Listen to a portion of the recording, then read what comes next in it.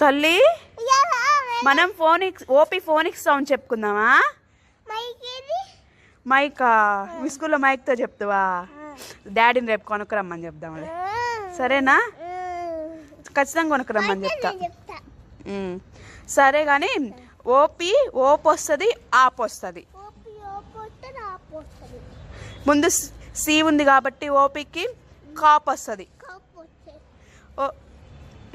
OP ముందు H ఉంటే hop వస్తుంది, హాప్ వస్తుంది, హోప్ వస్తుంది. ఓపీకి ముందు ఎల్ ఉంటే లాప్ వస్తుంది, లాప్ అను. ఓపీకి ముందు ఎమ్ ఉంటే ఏమొస్తుంది? మోప్, మోప్ వస్తుంది. ఓపీకి ముందు పీ ఉంటే అవును మాప్. ఓపీకి ముందు ఎమ్